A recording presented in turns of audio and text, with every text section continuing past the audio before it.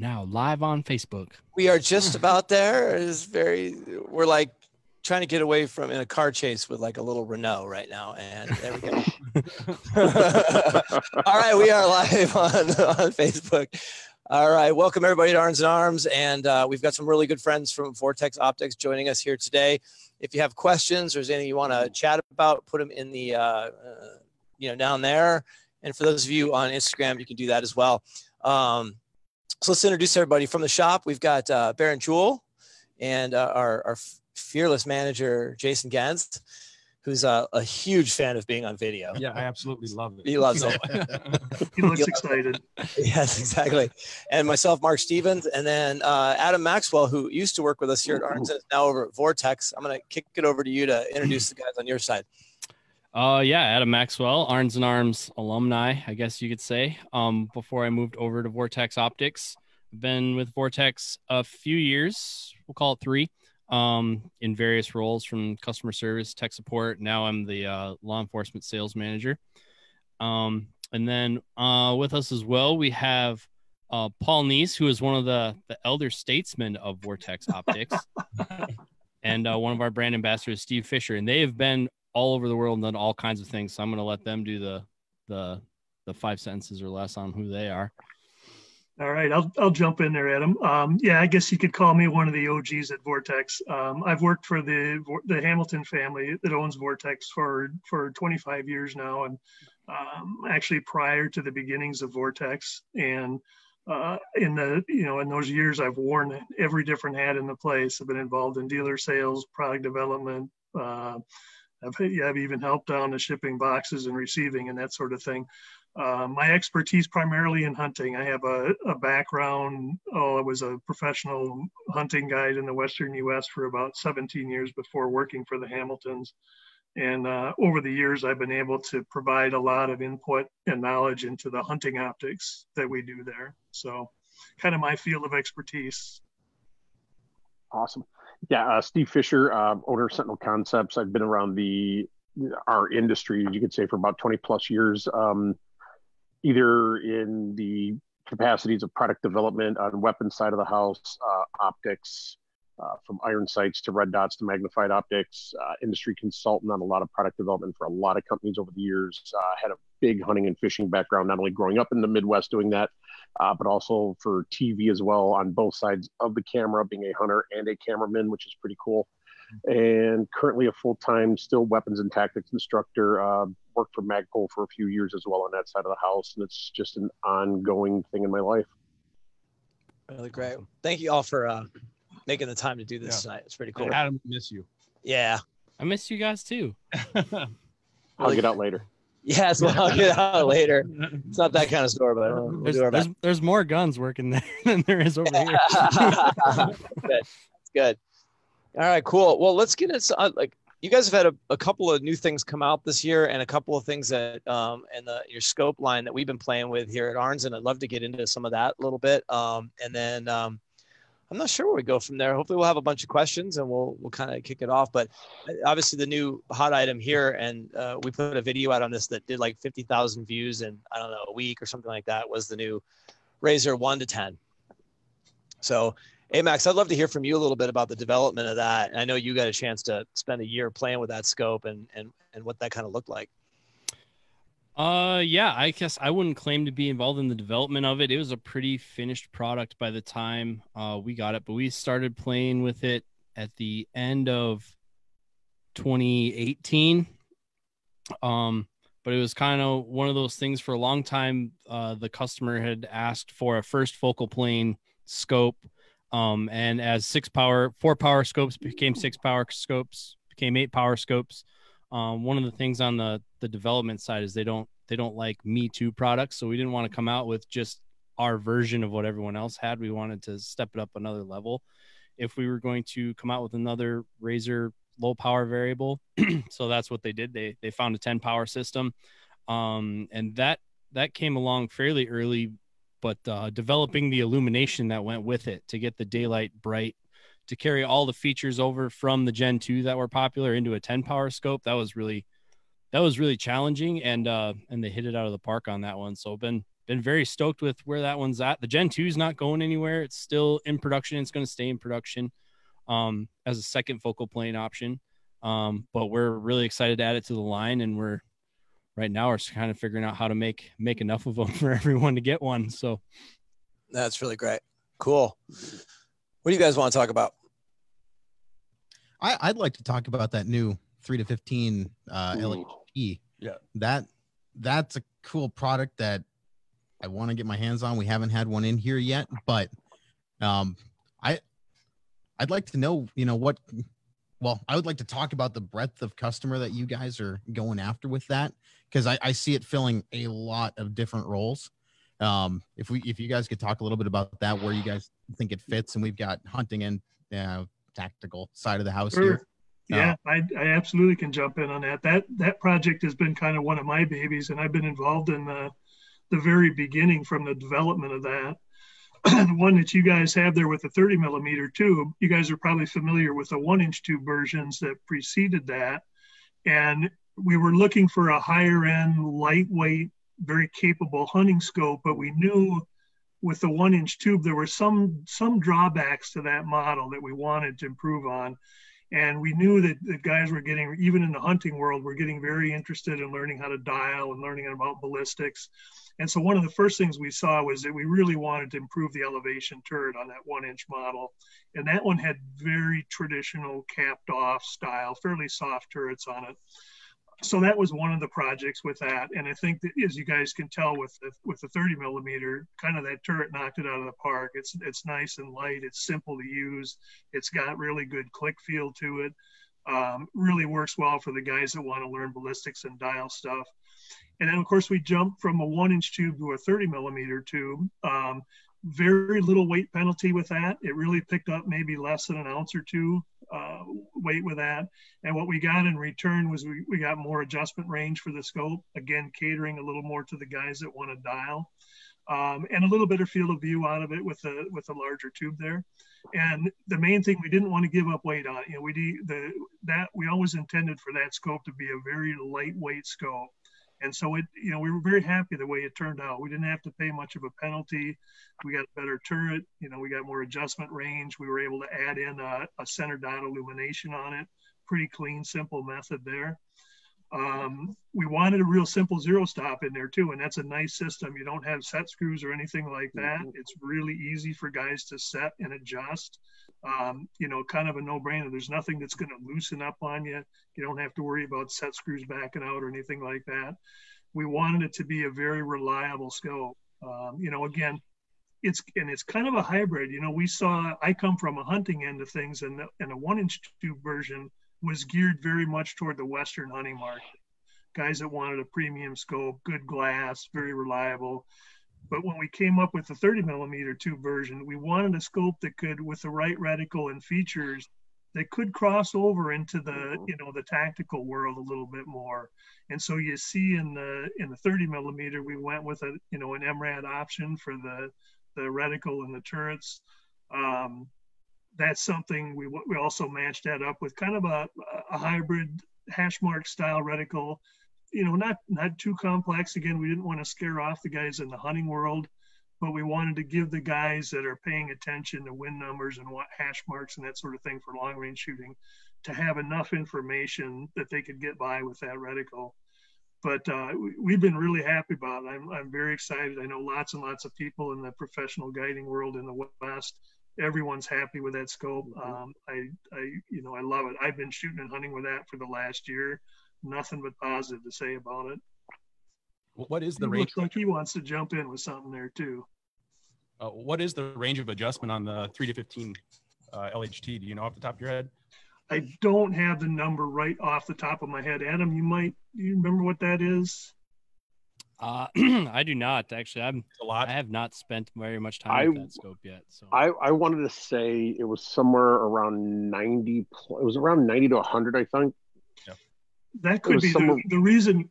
Yeah, the reason I'm just slightly foggy on that is because one of the unique things about that scope is the adjustment travel is limited by the turret design. So we have to be a little bit careful in how we promote that. Yep. The turret design is a double turn turret. So if you want to use the zero stop in that turret, you're only going to get 2 turns of elevation out of the turret. If you don't need the zero stop, you can remove the zero stop ring from in the turret, and then you'll have that full range of travel. But I want to be careful about promoting how much travel guys get, because if you're going to run the zero stop, you're going to get 2 turns of the turret. Right, yeah. If you have a mil scope, that's going to get you 20 mils of adjustment. On the MOA scope, it's going to get you 50 MOA total up and down. Mm-hmm. I've got the 3 to 15 currently set up right now on a 5.56 DMR gun, just because several of the other lineups I have, like razors in the 3 to 18 lineup, more in the tactical world, so to speak, for those. And for a lot of guys that I run into, there's often they don't need the capabilities, I should say, to dial as much, right, based on cartridge limitations, distance limitations. I look at that optic as kind of being the best crossover that I've seen in years in glass, coming from big hunting background, tactics background. I love it. It's absolutely right now my favorite. There's one that is residing on my 450 Bushmaster gun that I use across like Michigan and Ohio, and then the 3 to 15 is filling in a role on my DMR rifle, my 18-inch LPR from Knights, and that's mainly my Coyote gun. For the most part. And then come the season, what I will probably end up do before I go to Nebraska this year on a hunt, a couple hunts this year, is I'm going to take that optic and I'm going to swap it over to either my 6.5 or my 308 gun. And I'm going to use that for my Nebraska hunts. And a lot of that is big, wide open fields where we're looking anywhere out to about 900 yards on some of those hunts. And if I'm lucky enough, hopefully I'm also waiting to hear on an elk hunt out in New Mexico. So that optic is definitely going to get the call for that as well. Yeah, that's good to hear, Steve. I've really enjoyed running that scope too over the last year, a number of different hunts, target shooting, that sort of thing. I think you can provide a lot of great real world experience to potential guys interested in running that scope. And do you feel, this has come up in some of the questions I've got, guys are a little bit worried, is 2 turns of that turret enough? Does that get me as much range as I need? And I think you can probably chip in some good real world advice on that to guys. With that, my distance has been limited of late on actually using it since I've had the optic. Looking at it, playing with it, with what I've got now, I think it's going to do really fine. I'll be able to tell more once I get it up to the 1,000-yard range here coming up soon, to see what that's going to give me with a couple of the various guns that I've got, and I'm going to put it on. But I don't think there's going to be any problem with that limitation, especially if guys are either doing rapid holds and some adjusting. I mean, there's variations, obviously, as we know, between the hunting market, between certain, distance guys from, the precision rifle world, the NPR stuff, and some of the other competitions that are out there that are looking at these, because we obviously know a lot of the guys run Vortex optics on their guns, a lot of the Razor stuff, AMG lineup. I think, though, that this optic is going to fit the role for the introductory level guys that are just starting to get into it as well, who may not necessarily are able to spend $6,000 on a rifle, another $3,000, $4,000 on a scope. This is going to fill that middle ground for them, I think, pretty well. Good. That's good to hear. I thought one piece of advice I could throw out to your listeners here for the guys that are kind of concerned about that travel and they want to maximize the travel. One thing that people may not be aware of, if you buy the MRAD version of that scope, 2 turns on that MRAD turret is going to get you more travel range than 2 turns on an MOA scope. So that's a good thing for guys to be aware of. And that's due to the difference in the click value. On an MOA scope, 1 click is moving you about 1/4 of an inch.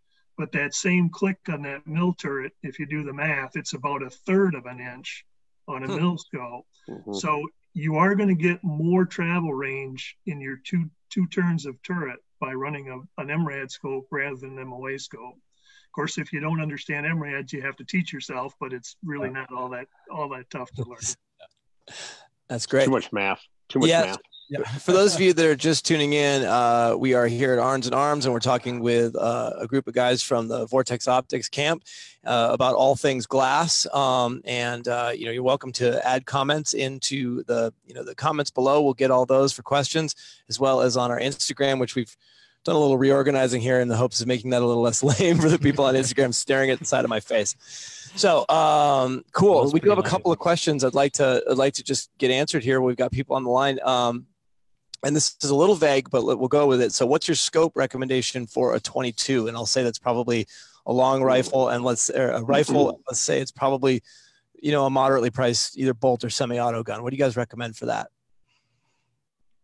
I recommend the Diamondback. Yeah, absolutely. I go like the Razor 4.5 to 27, probably. Yes. Yeah. Oh, come on now. We have to give the guy at least one solid answer. Yeah. It depends on your price point, really. Most people try to go super cheap on the 22 scopes, and I think they kind of do themselves a disservice. But it depends what you're trying to accomplish. I would say anything in the Diamondback line is pretty solid. Yeah. And then actually one of our favorite go-to scopes that doesn't really do very well in the overall sales numbers, but like it's an internal office favorite, is the Viper HS 2.5 to 10 by 44. Really solid scope, really good glass quality for the money, and it's pretty solid value. You can see it on the shelves for just under $500, and you have a scope. That's kind of our go-to scope for, at least for me, for 22s, slug guns, deer rifles, like pretty much. That's one of the more versatile options that we have for just about anything that people are looking to put scopes on sporting rifles for. Yeah, those are hard to beat, Adam. I agree with you. And then, of course, you're a competition shooter, so you can probably address the fact that we're seeing this big rise in guys getting into competition shooting with the 22s, and there it kind of opens up a new world. You do see guys running some pretty big scopes that you might otherwise think belong on a full-size center fire tactical gun. For example, the new 5 to 25 Strike Eagle we came out with, that seems to be getting a lot of interest from the target 22 crowd. It's got a side focus. It'll come down. It'll focus nice and close. It's priced fairly reasonably for that style of scope. So you can spend a lot of money on a 22 scope if you're looking for it. Yep. A lot of guys in the office shoot the Gen 1 Razor 5 to 20. That one has an absurd amount of travel in it, and a really premium scope. They like to put that one on their 22s, and they shoot, I don't know, Paul, how far has like Baran and Ryan gone out? They've gone like 800 yards shooting pop cans. They've gone way out there. Yeah, I know. Once you get past about 300 or so, those bullets are really coming down. It's a huge arc on that bullet when it's going those top of the can from there. Is that they say they can see the bullet hit. It's going pretty slow. Wow, unbelievable. Baron, you had some stuff on this. Yeah, I mean, I used the Diamondback Tactical first focal plane for doing NRL 22 stuff back in December. I was using that on just a Ruger Precision rimfire gun. That was a amazing setup. If that's what you happen to be doing, that keeps you in base class for pricing. So you have this really capable gun and optic combo without getting crazy. I think I love how much attention NRL 22 is getting, because I kind of think that your shooting community hasn't appreciated yet what 22 can do for all of your skill, and how much fun it is. I mean, you go shoot a match, it's like $10 for a match, and your match ammo is like $8. It's a cheap day out to go and shoot a match, have a great time, hang out with a really cool crowd. And then like around here, the range I'm a member at, I mean, we only have a 400-yard bay. That's as far as we go, which isn't that far. So having a 22 in center fire world, it's not very in far. Center fire world. 22 world, that's quite a ways. Yeah, exactly. So you take a 22 now if I even go out to 2, like now I actually have to make wind calls, and I have real holds, and I'm actually having to shoot the gun. Whereas you go out there with the 6.5 or a 308, you put it on the target and you pull the trigger. Whatever. It started dropping yet, but you get the kind of the full suite of long range skills into 22 at fairly modest distances that a lot more people have access to than 600 plus. That's for sure. Sure. Yeah, everybody has dreams of shooting 1,000, but we're in Minnesota. Nobody has anywhere to shoot 1,000. Yeah, right. There's one range and the gate's locked. Yes, that's right. I might know another one. Know another one for you. A little further north. Yeah. No, there is one like legit, like 1,000-yard, at least that I know of in Minnesota, right? But you got to drive. I know 2 for 2. Okay, yeah. Cool. Yeah, it's and then I was down in Texas just like a couple of months ago, and at a Triple C range, and it was like he's got like 18 bays at 1,000 yards, and steel every 100 yards all the way out. It's the most amazing thing. You're just like, I can't even fathom this. This is incredible. Very cool. All right, one more question on recommended scopes. Came in from an email earlier. Was guys building a 5.56 AR-15 for hunting. Did not specify what he's hunting, but was looking for scope recommendations. So maybe we hit a little the range of some of the different critters one might hunt and what you might recommend for that. And Adam recommended the same one that you did, the 2.5 to 10, depending on price point. Yeah. Oh yeah. Yep. I mean, yeah, depending on the price point. I mean, if it's going to serve a multiple purpose role, depending if he's running an 18-inch gun, 16-inch gun, I'll tell you right now, I'm looking at the 1 to 10. The 1 to 10 to me right now, the current Gen 3 1 to 10 is probably one of the most versatile optics I have seen used in a long time. Mine is going to get some hunt time this year on either the 450 or one of my 350s this year as well. And that optic is a sleeper for the hunting community. Mm-hmm. I agree with you on this, David. It's funny when we came out with that one, and I'm definitely more of a bolt gun guy than an AR guy, but I have to say I was looking at that scope and starting to think of ways I might be able to get that mounted on top of a bolt gun to run it. It is an incredibly versatile scope.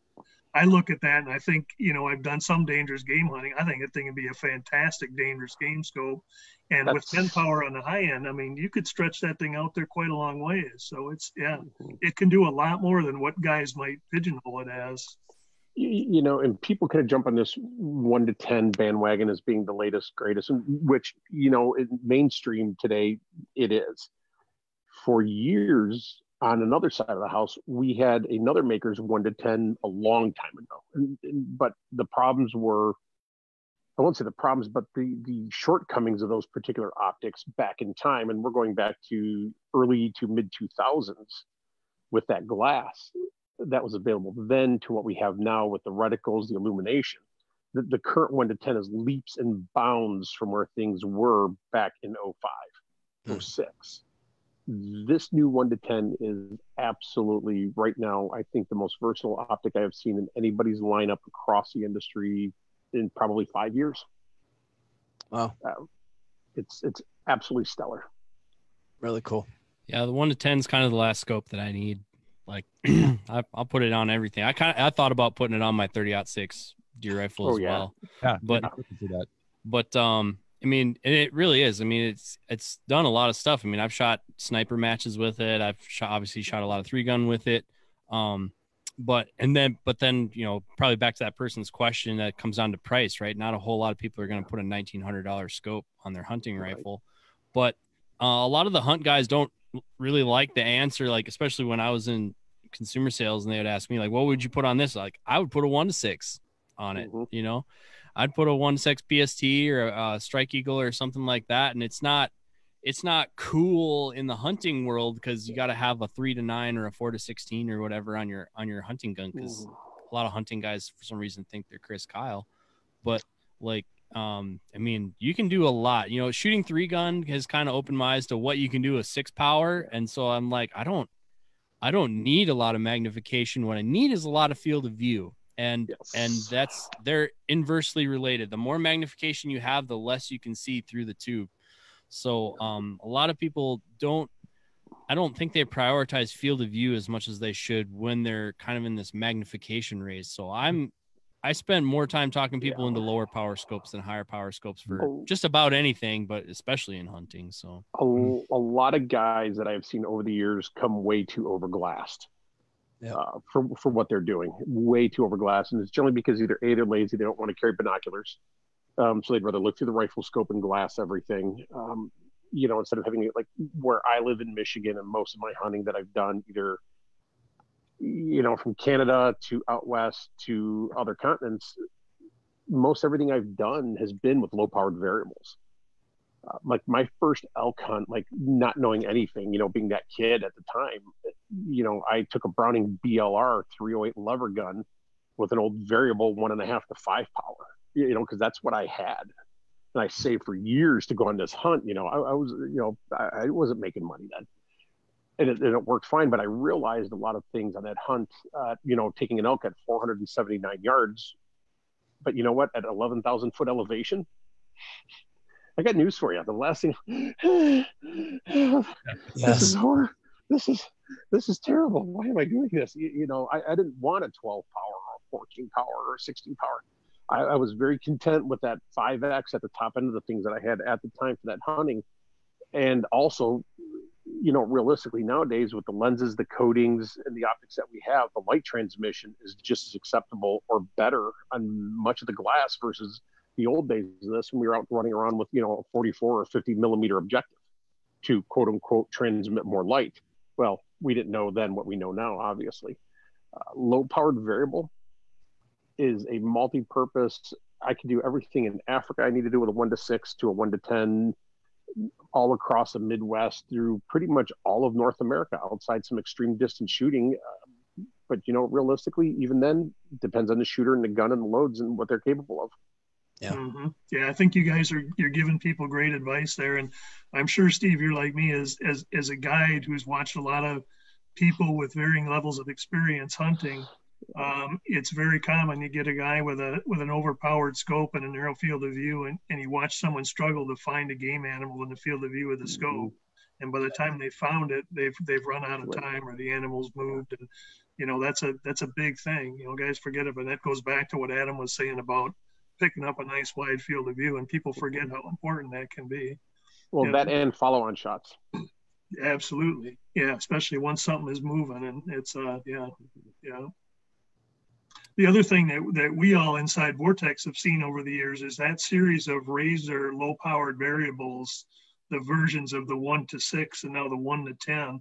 That scope has also earned a reputation as the toughest, most durable rifle scopes that we build. And they're, I come back to that same idea. If I had to pick one scope for the rest of my life, and it was the only one I could have to ever do everything from hunting to home defense to varmint shooting to whatever it is, without a question, it would be that 1-10 Razor, no doubt about it. For all these reasons we've talked about, tough, durable, reliable, wide field of view, easy to shoot. Lots of reasons. Wow, amazing. I definitely know I've fallen into the magnification trap on more than one occasion. Like I'll just put up the 6 and then you get up there and you're like, I'm in serious. I think I was with you. The first time I had a 6-power scope, I was with Adam out in Parma at the Ironman match on that 3-story tower shooting out. I just jacked the thing up to 6. I climbed up the tower. I'm shaking from the whole thing. And got the gun on target. I couldn't see anything. I mean, it was just nothing left to do other than fail at that point or turn it down, which my alligator brain did not serve as an option at that opportunity. I mean, the biggest buck I ever shot, I got lost in the brush with a 3 the old school 3-9 power scope. So that kind of sizzled it in my mind. I've had far more problems losing deer in scopes than not being able to see them close enough. So. Well, the other problem with that too becomes, obviously the more magnification, the more you're cranking down that lens, the less low light gathering you have, the less low light capability you have. So you can actually lose minutes of hunting time and crucial minutes at times, especially when guys are up there in the, the 12, 14, 16 plus power ranges and they don't quite understand it. And they're like, oh, this would be great for this. And then they crank it down and they can't see anything. It's just the world's gone black at that point. That's when you need to back it off. You need to realize that 3 to 4X is about max where you're going to live a lot of times. And that's why personally, I feel that Light Hunter in a 3.5 power is amazing. That is like the perfect end spectrum scope for me as far as my hunting goes. Great. Cool. We'll take this quick opportunity here to just check in real quick with everybody. If you're just tuning in, this is Arnzen Arms and Vortex Optics talking about glass. If you have questions for the guys from Vortex, drop it in the comments in either Facebook or Instagram. We'll do our best to answer everything. Right now, there's not much of a lineup, so this would be a good time to do that if you have questions. Josh Freilich has joined us. He's one of your shooters. He apparently loves his optics. I'll just throw that out there. I don't think we knew that. Boy uses a lot of glass. He does use a lot of glass. Oh, my God. Really good. So really cool. You guys have anything you want to talk about? I'd go back to what we were talking about a little bit ago about just, people over magnifying and, for me, when I'm hunting, people will spend so much on quality glass, but binoculars are so far overlooked and on, any hunting scenario, I mean, 90% of your day can be spent looking through those. People will drop $2,000 on a scope, but they, $150 pair of binoculars. And also to maybe touch on the ranging capabilities of handheld rangefinders versus laser rangefinding binoculars. As a bow hunter as well, I still like a handheld rangefinder and my regular binoculars. But from two other hunters, it'd be kind of fun to hear, your guys' take. I think, go ahead. Go ahead. No, go ahead, Steve.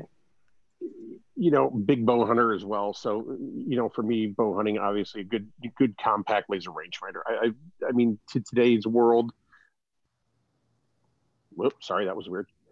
For today with me, bow hunting capabilities, even crossbow hunting now, a good laser rangefinder, compact size, one-headed use. It's got to have good imagery stabilization for one, or else you're going to miss a lot of things. An adjustable reticle is nice as far as illumination goes for the hour changes during the daylight, bright daytime, early morning, early evening, getting the stands, or late evening. And I'm just, pre-ranging landmarks. All that's important. But glass to me, binos is the number one key. And a lot of guys will cut corners and not realize that a less expensive pair or a lesser quality pair of binos is going to cause you a lot more eye strain and fatigue all day and over multiple days. That is the one place I will not skimp on is my binos. I've been sponsored by a lot of companies over the years as far as that and that end of the spectrum goes, and I've had a lot of great glass. But I can tell you, going from the old, being the guy who had a pair of Simmons, whatever binos back in the 80s to where we're at now, it makes a big difference. And over the years, though, you're going to realize that eye strain is going to hurt. It's going to cause you issues. And then really a good stable picture, the higher the magnification goes on those binos. So you see a lot of guys, they want 12 power binoculars. I'm like, well, I hope you're putting that on a tripod, dude, because you are not going to want to sit there and hold a pair of 12 power binos all day, either around your neck and just sitting there glassing with them or being in the stand, because you are going to burn yourself out with those really fast. I often said if somebody could make a good variable powered bino, they'd have the world. like undoubtedly, if you could make a really good low powered variable bino, you'd have the world in that measure. But a good set of 10 by 42s or even 8 bys is all I need for most of it. I'm generally a 10 by guy for most of gun season. And then during the archery season stuff, I run 8s pretty much, all the time. But you've got to have good binos. You've got to have good glass on that end. Yeah. Steve, you and I think a little bit alike on that. The problem with rangefinders, you've kind of got two choices. You can either buy the combination product, which is something like our Fury, which is rangefinder and binocular built into one unit, or you can go the route of having a separate bino and a separate rangefinder. The Furies come with a little bit of a weight penalty when you combine the two, but if you're just going on a weight advantage, they come out a little bit ahead weight-wise versus having a separate bino and a separate rangefinder. But as you say, Steve, the drawback to the bino rangefinders is that there's a little bit of an optical trade-off in return for having that laser rangefinder inside your binocular. You do give up just a little bit of optical performance. And so I'm a little bit like you, as a guy who spends a lot of time out in the Western U.S. hunting, and I'm doing stuff like high country mule deer. When I guided, I spent a lot of time guiding for bighorn sheep, very glassing intensive hunting, and you really needed to have the very best possible glass doing it. And so for me, the trade-off was never quite worth it. I always felt I was better carrying a separate rangefinder and a separate very high-end bino, as best a bino as I could afford. But I do know a lot, from just interacting with our customers over the years, we do know, and we watched it for years and years, the number one most requested product that we had year after year after year was a combination bino laser rangefinder.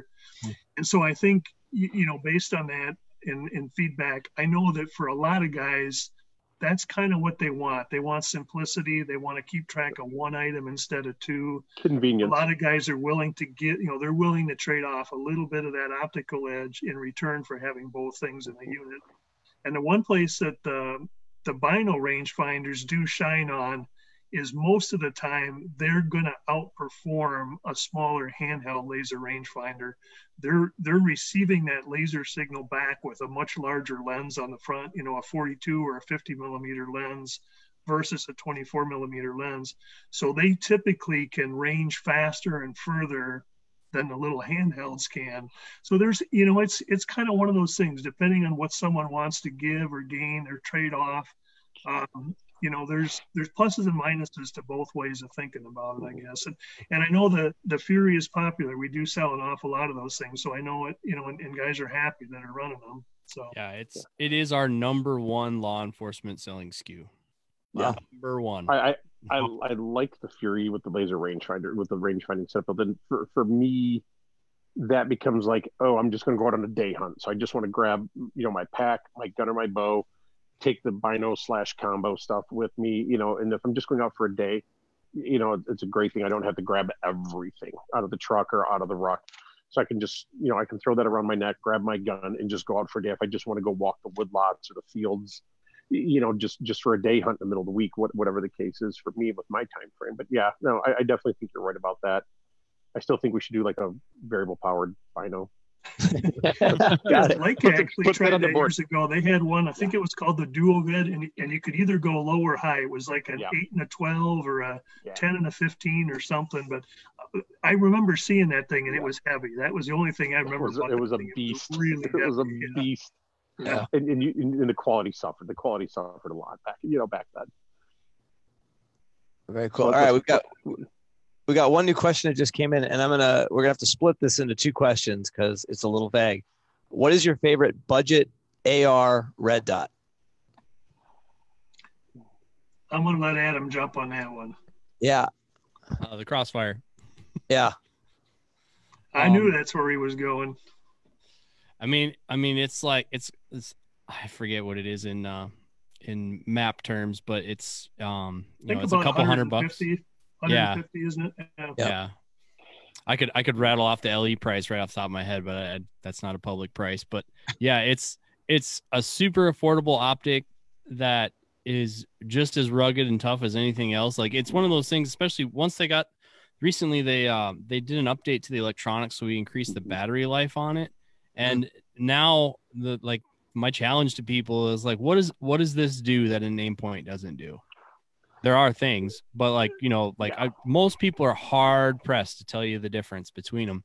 And you know, it mounts up to all the aim point accessories. So if you want to use the Unity mount or the ScalarWorks mount, or you know, you want to get do the super high stuff, or you want to mount it super low on shotguns or subguns or things like that, it's probably our most versatile option. So I really like that one. Yeah, the Crossfire, the Crossfire is definitely my go-to on that setup with the upgraded electronics package. Now, early March, I was at a course in South Carolina with Kyle the Four, and we were shooting long guns, carbines, and we were talking about that. And you know, we both kind of had them. We were both actually shooting 1 to 10s at that course, but we were talking about the Crossfire Red Dot series because, like, look, while XYZ company, you know, undoubtedly makes the most, you know, battle-proven, tough, ruggedized, you know, name everybody knows, right? They absolutely do. But then you have a segment of the market that they don't need that. You know, they're not taking it to Fallujah, right? The gun isn't going with them there. It's going to sit in the corner of their house. It's going to come out of the truck. It's going to go to the range. They need a quality optic. They need a good battery life. They need something that is going to handle the rigors of going to the range and taking a course. Yeah. Right. And then get put back in the corner or the safe or whatever it is for the next umpteen weeks, months, what have you. And the Crossfire fits that role in that price point. I have one mounted up on a 14.5 gun that I use in courses and, you know, give guys for a loaner looky with the Micro 3X on it, you know, to give them a look and feel of that. And I absolutely like it. And undoubtedly, you know, I come from a huge aim point world. I mean, there's probably not another 25 of them in my safe on various guns over the years, like everybody. But the Crossfire for the money is a very tough optic to beat for what the average person needs and is going to do with that gun. They may shoot 500 a year. Maybe they shoot 5,000 a year. It's going to do what you want it to do in that price point. Really great. And then just another question has popped in, and we'll see how this one rolls out. What would you put on a SOCOM 2? SOCOM 2? Yeah. Oh, M1A? Yeah. I'm just giving you the question. I mean, I would probably put that same crossfire on there. Because some of our red dots starting to get, when you get into like the holograms, like the UH-1 or the Spark, they got the offset built in for AR style rifles, so they get to be too tall for an M1. So I would probably go back to the crossfire again, just because you have a low mount option. Yeah, I think this was actually, I don't know that this was linked to the AR conversation. So the AR red dot. So like if you had a SOCOM 2 and you were looking for a Vortex optics to throw a scope on it, what would you put on it? That's probably, and again, because even the SOCOM, that's a short barrel 308, shortish barrel for a 308. So again, I'm probably not going to shoot that at any distance where I'm scared of not having more than one X. So I'm probably going to just keep it light. That gun's heavy already. I'm just going to keep it light with a red dot. Cool. When they said SOCOM though, like I went straight to Mark 12, Mark 18. So I had to. Yeah, I got it. The thing is like any of the scout scopes, they're functional, but your field of view, they don't perform as well as the red dots. So I'm kind of with Adam on that one. That's I mean, he's asking for a scope, and we're recommending a red dot, and that's kind of why. Yeah, got it. Steve, what scope do you think we should make for a SOCOM 2? Well, between the SOCOM 2, all the lever guns that are out, and all the scout rifles that are out there from Ruger and other makers, I think we should redesign a scout scope off of the 1-6 lineup with a 30mm tube and the long eye relief and illumination, since nobody makes one, and the market is hurting for one really, really bad. But what do I know? Steve literally texts me every day asking for a Razor Scout scope. I was going to say you read that like it was on an email. Oh yeah. I just want a Razor Scout scope. That's all I'm asking for. I'd even take a PST2, but I want a Razor Scout scope. If you guys made a Razor Scout scope, I can't say me because I'm just fringe guy. I don't know anything. I would be making a Scout scope right now in a 1-6 with a bold duplex and an illuminated reticle.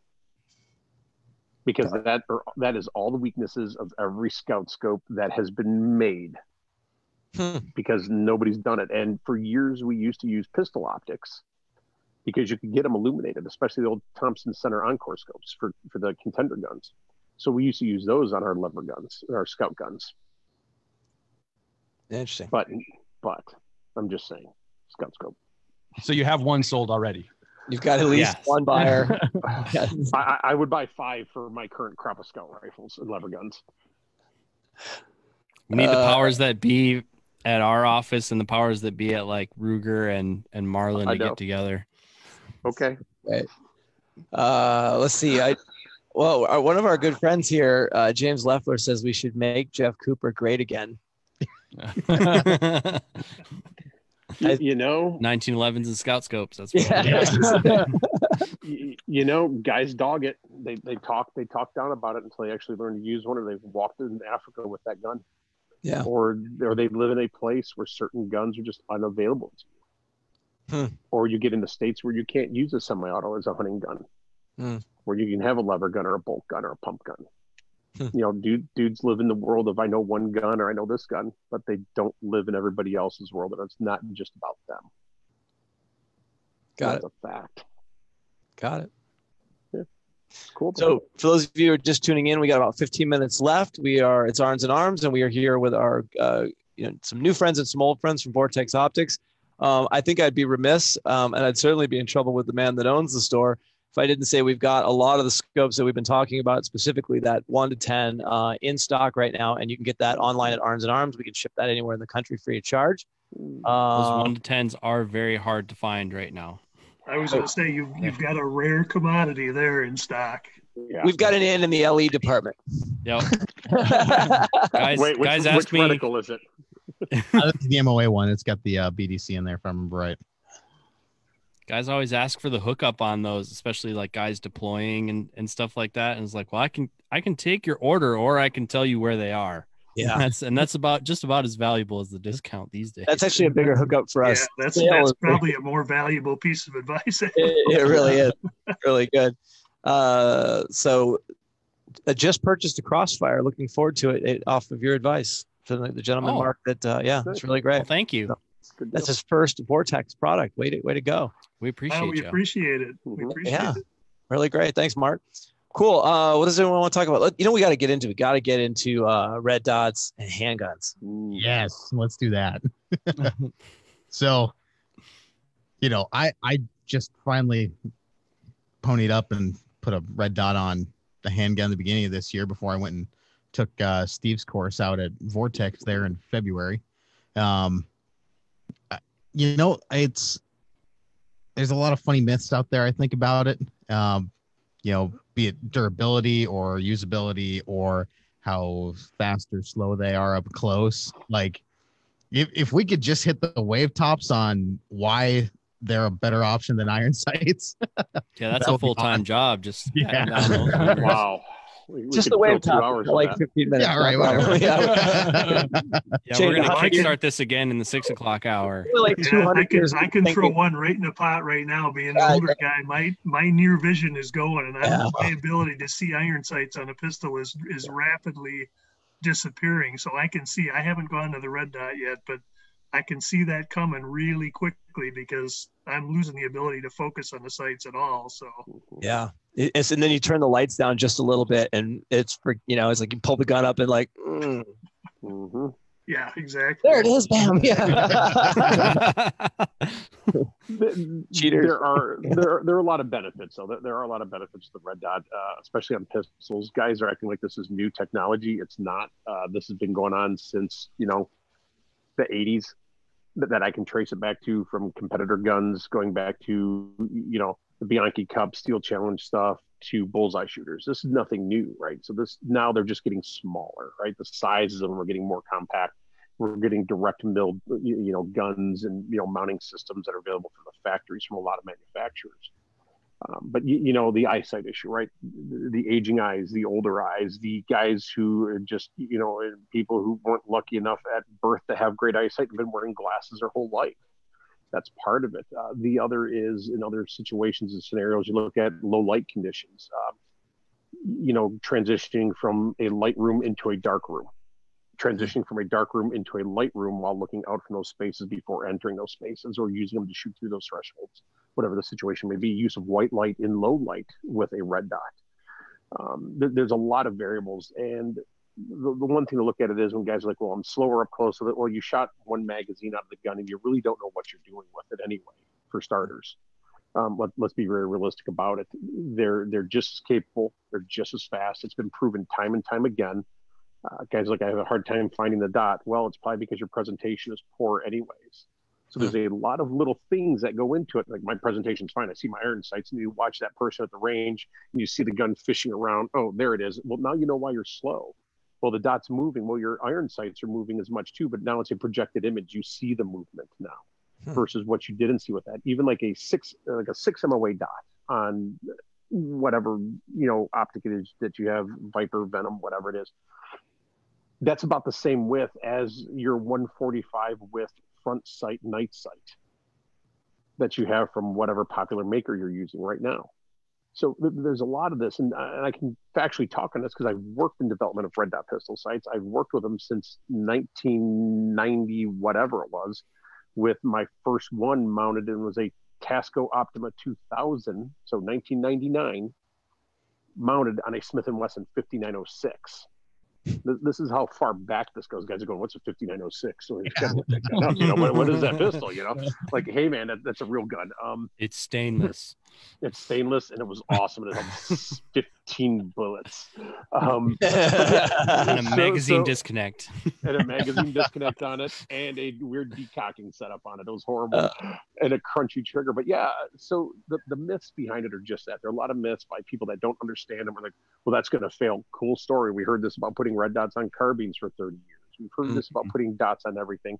And there's always residual pushback from a lot of people about these things because they don't understand the whys. And that's the problem with it. They don't have the information. Just because you're a gun person doesn't necessarily mean you're a knowledgeable person about all things in the gun world. I still learn stuff, and I've been doing this, since forever. So take the time, seek out a good instructor on it that teaches either a focus of the red dot or incorporates it in their general pistol courses, because there's really no difference in the course. Any good instructor will be able to give you all or enough of the pros and cons to make you successful over that 1 day, 2 day, 3 days if they have a good baseline understanding and knowledge of it in the zeros and how to use it and how to present the gun. Cool. So, We had just on cool old guns with red dots. We had a Smith 41 come through here with an Aimpoint 2000 on it, which I assume was somebody's old bullseye gun. It was in awesome shape. Yeah. That was cool. Yep. With a 10 MOA dot. Yep. Yes. But I mean, the thing about red dots is, well, the thing I like to throw in before people stop paying attention, the part that I've broken, the gun part that I've broken more than anything else is the front sight. Yeah. Especially on a Glock. But the other thing is that the red dot is getting back to the way that your eyes and your mind naturally work. You visually can't focus at more than one distance at a time, but that's what you have to do for iron sights. People have found a way around it, and they can soft focus at various distances, or they're jumping back and forth, but your eyes are intended to only go at one distance. And that's where the red dot shines. The red dot is essentially in your awareness at any distance, and you can hard focus on the target. You also don't have an iron sight blocking half of your field of view. So you can see all around the sight, not just on top of it. And then it's also the other thing is it doesn't require sight alignment. You do have to present it to your eye, but like a lot of folks in the iron sight world, they get the different size rear notches or the different width front sights to get more air gap in their sight picture. A red dot that's the biggest rear sight ever. If you can see the dot on the window, it's lined up. So you have a lot more forgiveness than you actually have in an iron sight. You're just not as acutely aware of it in an iron sight because an iron sight doesn't scream at you when it's not lined up. Yep. You can still shoot. Whereas it's pretty hard to lie to yourself that you saw the dot when you didn't see the dot because it's very I think red, It is. And your ability to gain more visual information. Yeah. With a red dot on a pistol, either through the window or around the window, because you're not hard focusing on, rear sight, front sight, target, and you're getting a constant focal shift as you were talking about back and forth between those things. You kind of caught in this loop between those things for a lot of shooters. And with the dot, it allows you to, the same thing we've done with carbines for a million years with red dots or any other gun, pick it up, you focus on what you see, what you want to hit, you deliver the gun to that spot, the dot is there, you press the trigger. There's none of this lining up, holding, redirecting, representing, making sure everything is absolutely perfect in the notch, all 4 degrees or, all 90 degrees are lined up, perfect height, perfect light. You don't have time for that. You don't have that luxury. And that's where the dot really is at its best. Mhm. I like to say with red dot pistols, there's no hard shots anymore. There's just bad trigger presses. Yeah. Because I think you don't have a bad sight alignment. people's biggest reserve. Oh, I'm sorry. Go ahead, Adam. I was going to say, I was going to jump in too, Adam, and you guys can probably elaborate on this. Don't you feel that the change in with many of these manufacturers now offering pistols with machined out slides for red dots, where you're having a really nice, clean way of mounting that red dot and keeping the height down a little bit lower? That's kind of come a long ways too, don't you feel that really makes the use of red dots much easier now that the manufacturers are on board with that? Yeah, absolutely. So many of them from are old school IPSC guns, for sure. That was one of the bigger reasons I didn't want to use them, was because it sat so high over the gun. Right. But right. Kind of the other thing with red dots too is like nobody's won open division championship in anything with an iron sight gun, anything of consequence. So you can't really say, well, I'm faster with iron sights. Like that's not a thing. You just haven't practiced with it. Like if that was possible, somebody would have done it by now, just to spite, not having an optics manufacturer, sponsor or something. So the thing too is so many of these manufacturers are following suit now and, making pistols that are optics ready. And, 4 or 5 years ago, the biggest reservation was holster availability. People would say, well, I don't want to do that. It's so difficult to find a holster. Well, I can't think of a single optics ready pistol that we stock that we can't either have in stock or facilitate a holster for it. I mean, it's the industry's trending that way, and a lot of people are becoming advocates of it. Yeah. Look, I even have leather inside the waistband rigs for 1911s that are capable of taking red dots now. Oh. Mm-hmm. So there's nothing out there that isn't unobtainable. Guys have to remember this. that even going back to around, I think it was 2010, maybe '09, FN was the first company to offer a factory slide gun in the FNX 45 series. And that FNX was the first optics ready pistol from the factory, from anywhere. Wow. That was, I mean, that's the originator before MOS, before any of this stuff. I mean, they had it then, and now obviously going forward to the 509 series and everybody else who's been milling guns since about 2010. 2011-ish time frame. So it's very real. A lot of manufacturers have caught on board with this. Some are good, some aren't so good. But yeah, there's no reason why a gun coming from the factory anymore should not have dot capability mounting systems right out of the box. Whether you use it or not, there's no reason why a gun should come from the factory without an optics capability platform. That's probably slowed the integration of red dots more than anything. I mean, when we're talking on the sales side, when we're talking to departments, you know, they're like, okay, yeah, I get it, but we have an existing fleet of pistols and we have an existing, you know, uniform with holsters. You're not just talking about them buying a red dot. They have to completely rebuy all their guns and they have to completely rebuy all their holsters. So it's a whole system thing. That's been a big part, but I would say it's as much that as it is the, you know, the capabilities and the hardiness of the technology itself. That's interesting. Yeah, I'm pretty much being forced. I don't think I have much time left on iron-sighted guns. I'm being totally honest with you. I've got just the funniest visual acuity issue, visual issue that's going on, and just right where my sights sit on my pistol, and it's like I'm so grateful to have the option to switch out to red dots to keep my love of the sport going and all that. You know, I mean, I'm not so concerned. You know, I don't live in a world. I mean, if you walked outside where we live here in Minnesota, you know, we're not forced into a duck and cover gunfight situation very often here in very lily white Minnesota. But, you know, and the competition side is like keeping my ability to play this game that I love so much going. I mean, it's just, I'm so feeling really blessed to be doing this time. I didn't want to like it. You know, I love it since the beginning. The best thing in the world. I don't know what you guys are talking about, haters. But you know, there's a lot of that. You know, for me as well, I'm a big handgun hunter. So I've hunted with pistols for a long time. I mean, Thompson Center Encores, Contenders, stuff like that for years, big bore caliber guns. And, you know, my biggest thing is, you know, going from magnified optics on pistols, which is tough, real tough. Unless you're shooting off stabilized sticks, rest, you know, some really good field positions, it's hard. To where I'm pretty much predominantly now all semi-auto pistols in either 1911 or a Glock platform running dots. I can count. I've got a handful of 10 millimeter pistols that I use, and pretty much two out of the 8 are still iron sight guns. There's a custom 1911 from Chambers and one from Dave Lawbert at Defensive Creations, and it's a pseudo carry gun as well too. They're like 5-inch government guns in 10 millimeter. And then a Glock 40 in 10 mil as well. And they all pretty much have dots on them except for the 2.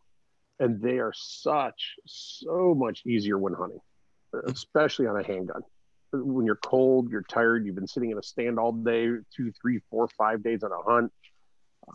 You know, I wish of all things a couple years back on a bear hunt that I was on for black bear, I would have taken my red dot pistol instead of my iron sight pistol, but I wanted to be that guy. And unfortunately, the lighting conditions, that black bear, the terrain that it was in, I had to pick up the 308 and shoot him with the rifle. And it was my first gun kill on black bear. I killed a lot of black bear, but they've all been bow kills. So this was my one time to do it with a gun. And I was like, oh, and I had that 10 millimeter out, and I was like, I just could not in good conscience take that shot. And even though I'm hunting from the ground, it was a 20-yard shot, 22-yard shot. The terrain, the lighting, all those things play a big factor in hunting, and it really does. And I wish I would have had my dot gun at that point. It would have made a big difference. But you know, I went that route and I paid for it. So, but a dot on a hunting pistol. Quick, guys, I got to jump in. If you're on Instagram, and we lost you. All right. Okay, bye. Yep. Get rid of them. Sorry. Yeah, get rid of them. Really great. Well, we could really wrap this up over here on the Facebook. So, is there anything left to that? I'm sorry, I missed that. I was focusing on 10, 9, 8. Right. No, you're good. You're good. Yes. Really great. Well, look, I want to thank you guys so much. That's the hour that we allotted for everybody. It's a really big deal that you guys all took the time to be here with us today. Vortex is a very big company and the largest that's taken this live on with us while we're generating content in a slightly different way than we have in the past for various reasons. And really, really grateful. Thank you, Adam, for putting this together. I really appreciate that. Please thank Ruben for me as well. I know he couldn't make it, but I'd like to also add, Vortex has always just been awesome for us. Yeah. From a manufacturer to dealer to consumer standpoint, phenomenal. So I want to thank you guys for being here for us and supporting us as well. It's always been an awesome relationship with you. All right. Well, thank you guys. It's been a pleasure. I've enjoyed coming here and chatting on the show with you. So that's super cool. Yeah. All right. You're very welcome. We're glad to do it. And, we're here for you guys. So we're not hard to find. You can catch the Steve Fisher show pretty much 3 times a day on Instagram. But only during the virus, man. I'm on the road here today. Only during the virus. Only during the virus, man. It's a slash gear technical show / cooking. So it's really good. And where do we find that? Sentinel Concepts. Sentinel Concepts. Yeah. All right. Really great. We'll check out Steve on Sentinel Concepts, and we'll see you all on the next one, which I believe is going to be either Nighthawk or Cooper. It depends on what happens here with Nighthawk. So it's coming. I'll see you in the comments. Yes. If you need help with the Nighthawk thing, let me know. Well, join us. Yeah, Steve's a brand ambassador for Nighthawk as well. Awesome. I've been shooting Nighthawk for 10, 11 years. Okay, well, totally. Okay, as soon as I confirm this, I'll call them and I'll demand it because I've got all kinds of power. You talking to Nelson or Mark? Nelson. Yeah, tell Nelson, hey, only if you have Fisher on it. He'll be like, oh. So yeah, it'll be perfect. I'll call him and make sure. No, I got nothing else to do tonight. I'm going to be all over this. Really great. Perfect. Guys, thank you. Thank you so much. We'll see you on the next time. See you, everybody. See you guys.